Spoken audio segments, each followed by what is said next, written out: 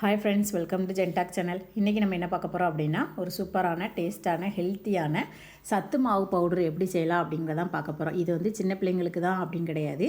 ஒரு பெண்கள் வந்து ஒரு 30 வயசை தாண்டிட்டோம் அப்படின்னாலே நமக்கு வந்து ரொம்ப ஹெல்த் வந்து அதிகமாக நமக்கு வந்து பாதிக்க ஆரம்பிச்சிடும். அந்த ஸ்டேஜ்லேயே நம்ம என்ன செஞ்சணும் அப்படின்னா, நம்ம உடம்புக்கு தேவையான சத்துக்களை நம்மளே ரெடி பண்ணி நம்மளை ஹெல்த்தியாக மாற்றிக்கணும். ஆண்களுக்கு ஒரு 40 வயசுக்கு மேலே அப்போ தான் நம்மளுடைய போன் டென்சிட்டி எல்லாமே கொஞ்சம் கொஞ்சமாக குறைய ஆரம்பிக்கும். அதனால் அந்த ஸ்டேஜில் நம்ம என்ன செஞ்சுக்கணும் அப்படின்னா, இந்த மாதிரி சத்தான பொருட்களை டெய்லி எடுக்க முடியலனாலும் இந்த மாதிரி மாவாக ரெடி பண்ணி நம்ம வந்து டெய்லி யூஸ் பண்ணோம் அப்படின்னா நமக்கு தேவையான சத்துக்கள் எல்லாமே நமக்கு கிடைச்சிடும். அதுக்காக தான் நான் இன்றைக்கி இந்த ஒரு சத்து மாவு எப்படி செய்யலாம் அப்படிங்கிறத ரெடி பண்ணியிருக்கேன். ஃபஸ்ட்டு நான் வந்து ஜவ்வரிசி எடுத்திருக்கேன். நைலான் ஜவ்வரிசி கிடையாது, மாவு ஜவ்வரிசி ஒரு 100 கிராம் எடுத்திருக்கேன். அதை ஃபஸ்ட்டு நல்லா வறுத்து எடுத்தாச்சு. இது என்னது அப்படின்னா தட்டைப்பயிருக்கு அப்புறமா இது கொண்டக்கடலை எல்லாமே ஒரு 100 கிராம் எடுத்திருக்கேன். தட்டைப்பயிர் வந்து 200 கிராம் எடுத்திருக்கேன். ஜவ்வரிசி 100 கிராம் எடுத்திருக்கேன். கொண்டக்கடலை ஒரு 100 கிராம். இது எல்லாமே நல்லா வறுத்து எடுத்துக்கோங்க. உங்களுக்கு 2 வகையான கொண்டக்கடலை கிடைச்சாலுமே இது 50 கிராம் அதை 50 கிராம் சேர்த்துக்கோங்க. அப்படி இல்லை ஏதாவது ஒன்று இருக்குது அப்படின்னாலும் அந்த ஒன்றையும் நீங்கள் 100 கிராம் அளவுக்கு நான் எடுத்திருக்கேன். நான் மொத்தமாகவே இன்றைக்கி வந்து ஒரு 2 கிலோ அளவுக்கு வந்து இந்த மாவு எல்லாமே சேர்ந்து வந்திருக்கு. அது எப்படிங்கிறத நான் வந்து காமிக்கிறேன். ஃபஸ்ட்டு கொண்டக்கடலையும் வறுத்து முடிச்சாச்சு. இப்போது 3 பொருள் வறுத்தாச்சு. அடுத்து இது என்ன அப்படின்னா மொச்சப்பயிறு ஒரு 100 கிராம். இதையும் நல்லா வறுத்து எடுத்துக்கணும். எல்லாமே நீங்கள் நல்லா வறுத்துட்டீங்க அப்படின்னாலே வறுக்கப்போ ஒவ்வொரு பயிரோட ஸ்மெல்லும் வரும். அந்த ஸ்மெல் வரையும் நீங்கள் அடுப்பை ஆஃப் பண்ணிக்கலாம். அது வரைக்கும் நீங்கள் நல்லா வறுத்து எடுத்துக்கோங்க. அந்த ஸ்மெல் வந்ததுக்கப்புறமா நீங்கள் அடுப்பை ஆஃப் பண்ணிவிட்டு அப்படி இல்லைனா நீங்கள் வேறு பாத்திரத்துக்கு மாற்றிக்கோங்க. நான் வந்து மொத்தமாக வறுத்து எடுத்துகிட்ருக்கேன். மொச்சப்பயிர் கூட இது என்னது அப்படின்னா, இது வந்து ராஜ்மா. இந்த அவரை மாதிரி இருக்கிற பீன்ஸ் மாதிரி இருக்கிற இது ஒரு ராஜ்மா வகையை சேர்ந்த பயிர். இதையும் நான் என்ன செஞ்சுட்டேன் அப்படின்னா இது கூட சேர்த்துட்டேன். இப்போ இதையும் நல்லா என்ன செஞ்சுக்கோங்க அப்படின்னா பொன்னிறமாக வறுத்துக்கோங்க. நம்ம வந்து தனித்தனியாக நீங்கள் வறுக்கிறதுக்கு டைம் இருந்துச்சுன்னா நீங்கள் தனித்தனியாக வறுத்துக்கோங்க. இல்லை ஒன்றாவே சேர்த்து 2 பொருளாக சேர்த்து வறுக்கணும்னு நினச்சிங்கனாலும் இந்த மாதிரி நல்லா வறுத்துக்கோங்க. ஆனால் நல்லா ஸ்மெல் வரணும், தீஞ்சிடக்கூடாது. அதுதான் மெயின். நீங்கள் நல்லா வறுத்து எடுத்துக்கோங்க. ரோஸ்ட் பண்ணிக்கிடணும், டீப் ஃப்ரை பண்ணிக்கோடுங்க. ஆனால் என்ன ஆகிடக்கூடாது அப்படின்னா நல்லா தீஞ்சிடக்கூடாது. அதை மட்டும் மைண்டில் வச்சுக்கோங்க. தீஞ்சிச்சு அப்படின்னா அந்த மொத்த பவுடருமே வேஸ்ட் ஆகிடும். அப்படி ஏதாவது ஒன்று தீஞ்சிச்சு அப்படின்னா அது வந்து வேஸ்ட் ஆகுது அப்படின்னு நினச்சி சேர்த்துறாதீங்க. அதை தூரம் எடுத்து வச்சுருங்க. ஏன்னா அந்த ஒரு பொருள் நீங்கள் சேர்க்குறதுனால மொத்த பவுடருமே டேஸ்ட் மாறிடும்.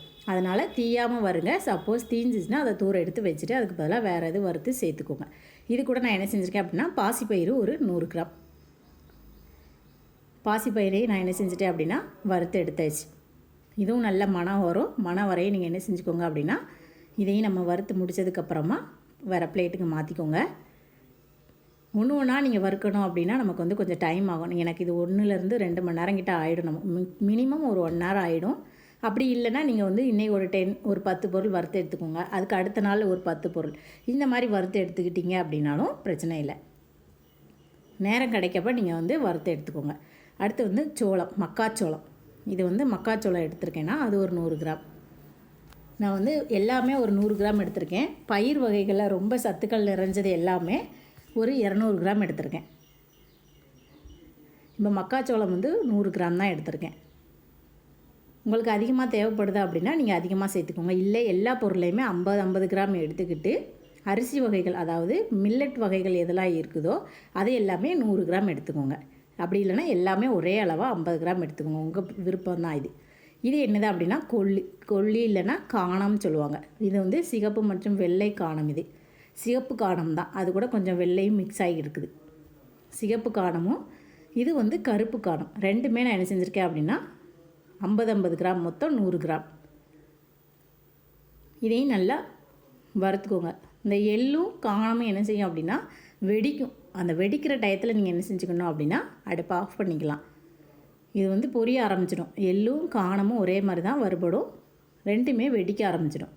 இது வந்து வெள்ளை எள்ளு ஒரு 50 கிராம் எடுத்திருக்கேன். இது கொஞ்சம் நல்லா லைட்டாக வறுத்துட்டு இது கூடவே நான் என்ன செய்ய போகிறேன் அப்படின்னா கருப்பு எள்ளும் சேர்த்து வறுக்க போகிறேன். உங்களுக்கு டைம் இருந்தால் நீங்கள் எல்லாமே ஒன்றா வறுத்து எடுத்துக்கலாம். நான் வந்து 2 வறுத்துக்கிடுவோம் அப்படிங்கிறதுக்காக 2 வறுத்து எடுத்திருக்கேன்.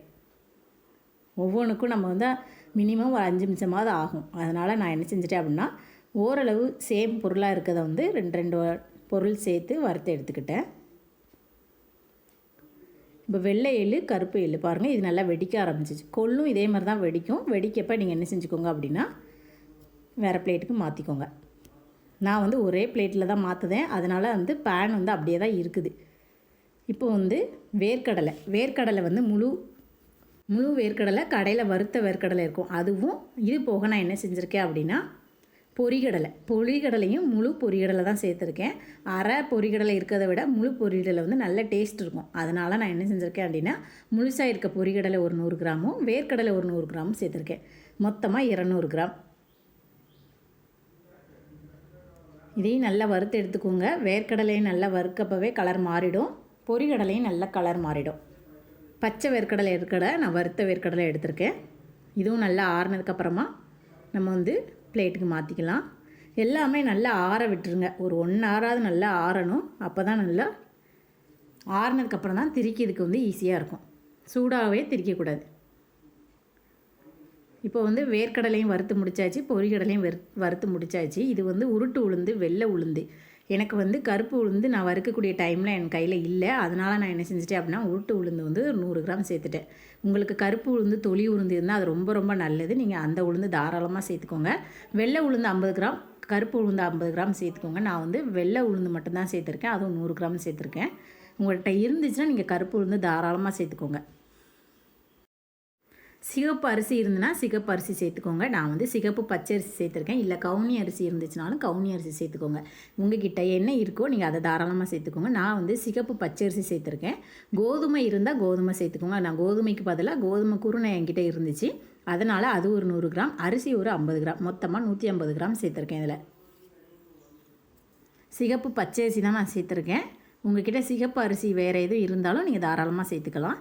சிகப்பு பச்சரிசியும் கோதுமை குருணையும் நான் இப்போ இதில் சேர்த்து வறுத்துருக்கேன்.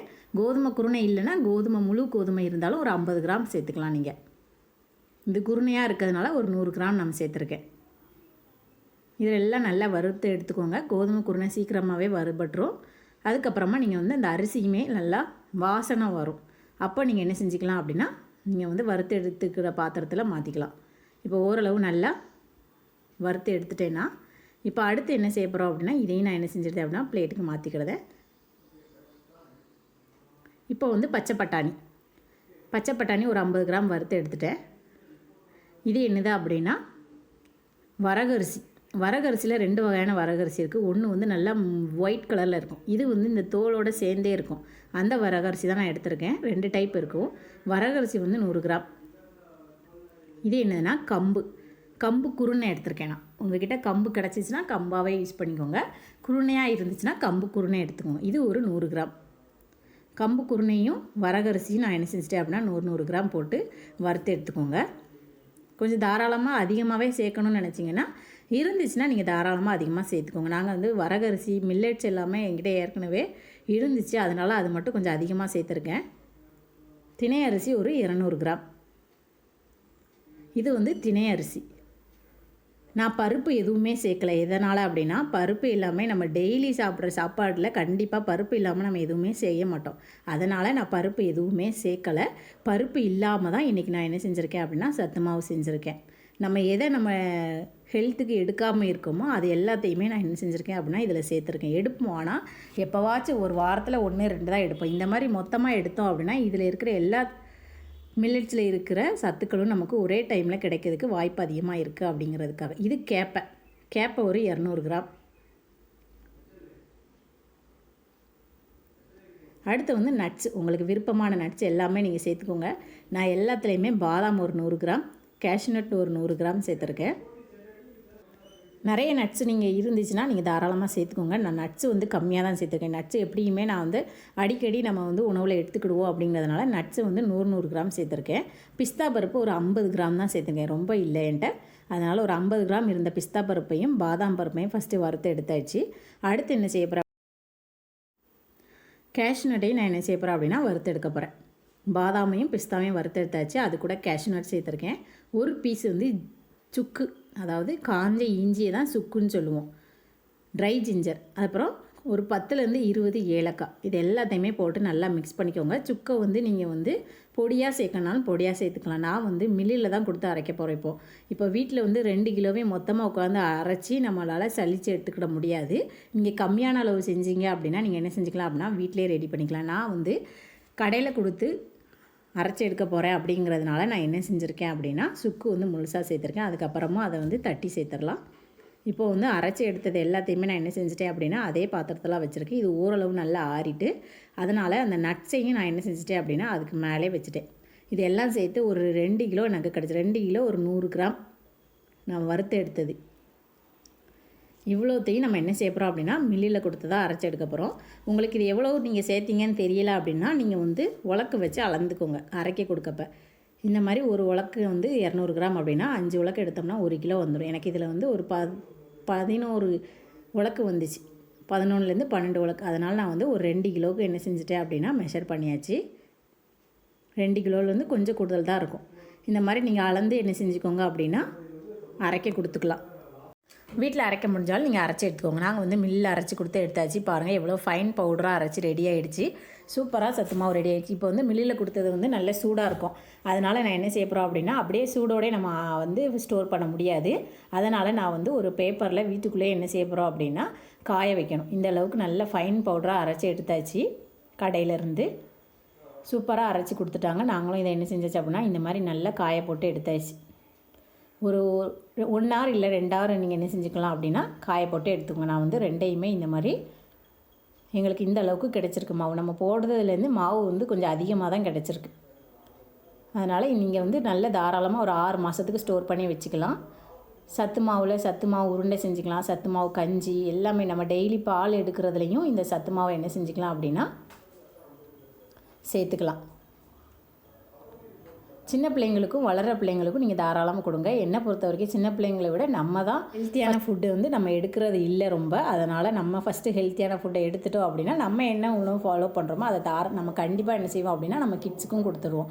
அதனால் ஃபஸ்ட்டு நம்ம வந்து இதை ஃபாலோ பண்ணி நம்ம ரெகுலராக எடுத்துட்டோம் அப்படின்னா நம்மளோட பிள்ளைங்களுக்கும் இதை வந்து யூஸ் பண்ணிக்கலாம். எல்லாருமே இந்த மாதிரி நீங்கள் ட்ரை பண்ணி பாருங்கள். ரொம்ப அதிக அளவில் நிறைய சத்துக்கள் இதில் ஒவ்வொரு மில்லட்ஸ்லேயும் ஒவ்வொரு விதமான சத்துக்கள் இருக்குது. இதை மாவை எல்லாத்தையும் அள்ள சொன்னேன். நான் அள்ளுதேன்னு சொன்னேன். என் கிட்ஸ் எல்லாம் சேர்ந்து இல்லை நாங்கள் தான் அள்ளுவோன்னு சொல்லி ஒரு வழி பண்ணிட்டாங்க மாவை. சரி இருக்கட்டும் அப்படி சொல்லிட்டு நானும் விட்டுட்டோம். மாவை எல்லாத்தையும் அள்ளி ஸ்டோர் பண்ணியாச்சு. இப்போ வந்து நான் வந்து இன்றைக்கி வந்து பாலில் தான் எப்படி இதை குடிக்கலாம் அப்படிங்கிறத நான் ஃபஸ்ட்டு ஷேர் பண்ணுறேன். 1 டம்ளர் பால் வந்து நல்ல சூடான பாலாக இருக்கணும். ஆறின பாலாக இருக்கக்கூடாது. மாவு நல்லா கரையணும். அதனால் நல்ல சூடான பால் எடுத்துக்கோங்க. அதில் ஒரு 2 டேபிள் ஸ்பூன் மாவு சேர்த்துட்டு நல்லா மிக்ஸ் பண்ணிக்கோங்க. 2 டேபிள் ஸ்பூன் இந்த மாவு சேர்த்துட்டு நல்லா மிக்ஸ் பண்ணிக்கோங்க. இனிப்பு வேணும் அப்படின்னா நாட்டு சக்கரை சேர்த்துக்கோங்க. சுகர் அவாய்ட் பண்ணிவிட்டு நாட்டு சக்கரை சேர்த்து நல்லா மிக்ஸ் பண்ணிக்கோங்க. இந்த மாவு வந்து நல்லா கரையணும். அந்த அளவுக்கு நீங்கள் நல்லா ஆற்றணும். இப்போ ஃபஸ்ட்டு மாவு நான் 2 டேபிள் ஸ்பூன் சேர்த்துருக்கேன். இதை சேர்த்துட்டு இதை நல்லா ஆற்ற மாவு நல்லா கரைஞ்சிடும். அதனால தான் சூடான பால் எடுத்துக்கோங்க. ஆறின பால்னா அப்படின்னா இந்த மாவு வந்து கரையிறது கொஞ்சம் கஷ்டமாக இருக்கும். மாவு வந்து வேகாது. சூடாக இருக்கப்போ கொஞ்சம் நல்லா வெந்துடும். அப்படிங்கிறதுனால நான் வந்து சூடாக இருக்கப்பவே ஆற்றியாச்சு. இது கூட நான் வந்து 1 டேபிள் ஸ்பூன் நாட்டு சக்கரை சேர்த்துருக்கேன். உங்களுக்கு இனிப்புக்கு தகுந்தாக்கில் நீங்கள் சேர்த்துக்கோங்க. இதை இப்போ நல்லா ஆற்றி எடுத்துக்கோங்க. இப்போ சத்து மாவில் வந்து நம்ம சூப்பராக செஞ்சாச்சு. இது கூட நான் வந்து பால் கூட இதை ஆற்றி மிக்ஸ் பண்ணியாச்சு. டெய்லி காலையிலையும் ஈவினிங்கும் நம்ம காஃபி டீ குடிக்கிறதுக்கு பதிலாக 1 டம்ளர் பாலில் இந்த மாவு சேர்த்து நம்ம குடித்தோம் அப்படின்னா ஒரு சூப்பரான ஹெல்த்தி ட்ரிங்காக இருக்கும். நீங்களே இந்த மாதிரி ட்ரை பண்ணி பாருங்கள். இந்த வீடியோ பிடிச்சிருந்தால் லைக் பண்ணுங்கள், ஷேர் பண்ணுங்கள், மறக்காமல் சப்ஸ்கிரைப் பண்ணுங்கள். தேங்க்யூ.